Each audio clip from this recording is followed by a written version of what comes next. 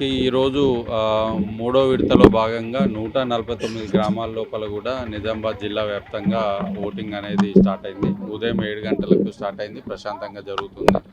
9 గంటల వరకు తీసుకున్న దాని ప్రకారము 23% ఓటింగ్ అనేది జరిగింది. ఇప్పుడు చూస్తుంటే కూడా మీరు పోలింగ్ స్టేషన్స్ లోపల అందరూ కూడా వచ్చి యాక్టివ్గా పార్టిసిపేట్ చేస్తున్నారు. సో సెకండ్ ఫేజ్తో పోలిస్తే మూడో ఫేజ్ లోపల కొంత ఓటింగ్ ఇంప్రూవ్మెంట్ అవుతున్నట్టు అనిపిస్తుంది. సో స్టేట్ ఎలక్షన్ కమిషన్ నుండి స్పెసిఫిక్గా ఇన్స్ట్రక్షన్స్ ఇచ్చారు. ఓటింగ్ పర్సెంటేజ్ పెంచేటందుకు ఓటర్ అవేర్నెస్ అనేది యాక్టివ్గా చేయమన్నారు. అందరూ ఎలక్షన్ సిబ్బంది అందరూ కూడా యాక్టివ్గా చేయడం వల్ల కొంత ఇంప్రూవ్మెంట్ అనేది కనిపిస్తుంది. సో 1 o'clock వరకు కూడా ఓటింగ్ జరుగుతుంది. 1 o'clock క్యూ లైన్లో ఉన్న వాళ్ళందరినీ కూడా మనం ఓటింగ్కి అలో చేస్తాము. సో ఈరోజే 2 గంటల నుండి సేమ్ లొకేషన్ లోపల కౌంటింగ్ నడుస్తుంది. కౌంటింగ్ అయిన పిదప ఇమ్మీడియట్గా ఉప సర్పంచ్ ఎలక్షన్ అనేది మనం కంటిన్యూ చేస్తాం.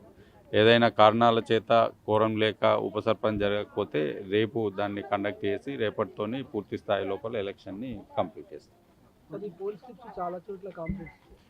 సో నేను కూడా ఇప్పుడు బాల్కొండ కానీ ఇక్కడ కానీ చూశాను. వచ్చిన వాళ్ళందరూ కూడా ఊర్లో ఉంటలేరు.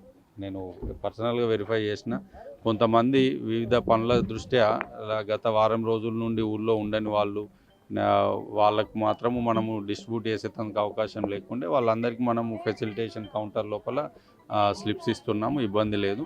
ఓటింగ్ స్లిప్ ఉన్నా లేకున్నా కానీ వాళ్ళు 18 కార్డుల్లో ఏదో ఒకటి తీసుకొని వచ్చి ఓటేయచ్చు. అందరూ కూడా వచ్చి యాక్టివ్గా ఓటేస్తున్నారు.